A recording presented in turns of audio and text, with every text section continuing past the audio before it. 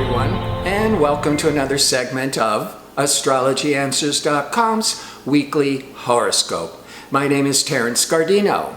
The week begins on Monday, August the 13th, relatively calm as there are no major planetary events until the weekend, where there's a big shift of energy that's more positive for most of us. What has been going on has been very challenging for most of us. We've had Mars in retrograde. Mars is all that assertive, ambitious energy. Every 2 years when it's retrograde, it feels like you're pushing a boulder up the hill, or all your plans are being really slowed down. And that's all of July till August 27th. But then we had Mercury in retrograde, decision-making, calculating Mercury in retrograde from July the 25th. But it's going to start turning direct on the 18th, which is this coming Saturday. Now, whenever you're listening to this, on Saturday the 11th was a new moon solar eclipse. So that was trying to bring in some powerful new energies, depending on where Leo influences your chart. However, an eclipse is a darkening of the light. So there was very important seeds of change that were being planted, but most of the time you don't really know what is going to be shifting and changing for at least 30 days, if not a couple of months. So something is percolating and shifting, and you may be feeling this unsettledness. Plus, Mercury's in retrograde, where, remember, the mantra is you can build mountains out of molehills. There's all these misunderstandings. You don't want to sign contracts or make promises during Mercury in retrograde, mainly because you don't have all the information.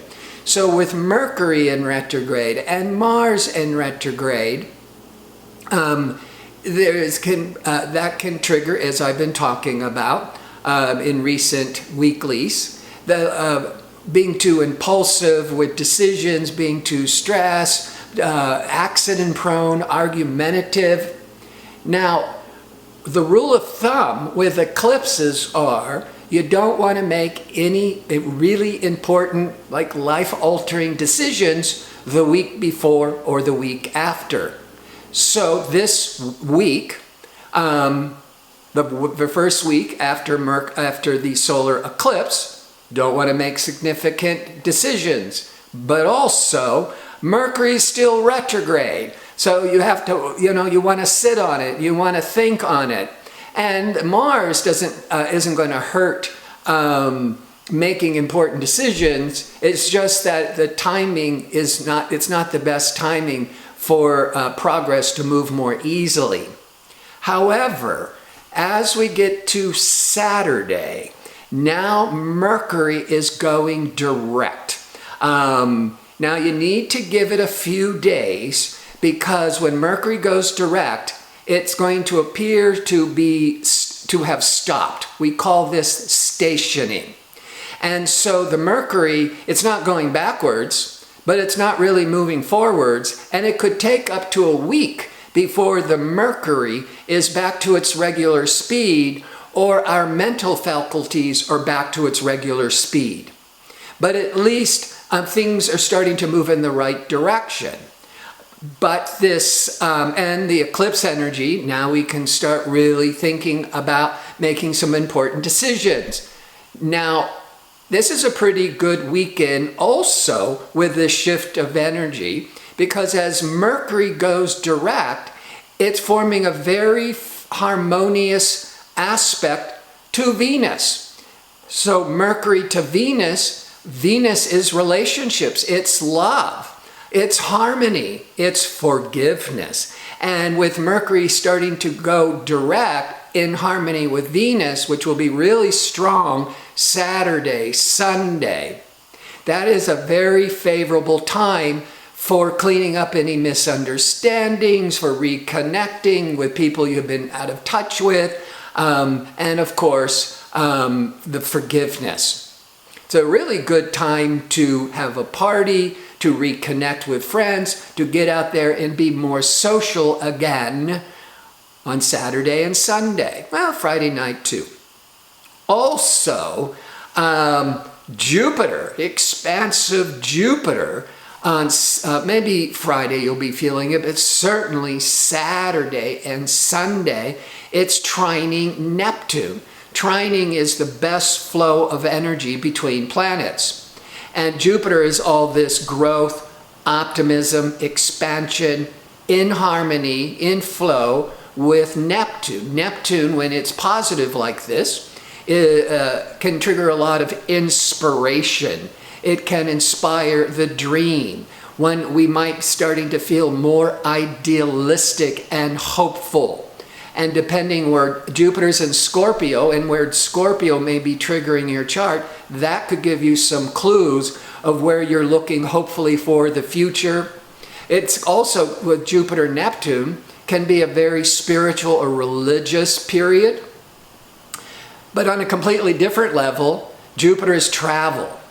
And Neptune is the Lord of the seas, the goddess of the seas. And so this would be an excellent weekend to go on a cruise, go sailing, or to go to a lake, go to the beach. So there's been all this uncomfortable energy since July, but this weekend, on the 18th and 19th, things start to open up. And then a week after that, when the Mars goes direct, on the 27th, we're going to feel our energy is able to progress more easily, to gain more traction and the confidence to start pursuing our goals once again. So this frustrating, confusing energy is about to wrap up. And we were obviously had to go through it to learn certain personal lessons. Maybe this is the week before Saturday, when the energy shifts, to reflect, to contemplate what have you learned through all of this instability. Before I sign off, I want to remind you I'm available for the one question offer for a nominal fee. You can find a direct link to post your question in the description box under the video.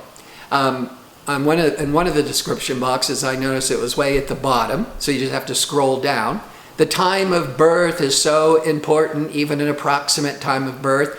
And if you could put all your birth information back in with the question, that'll make sure that I have it accurately. I want to thank you for tuning in. I hope to see you next week with my next segment. Until then, enjoy the week.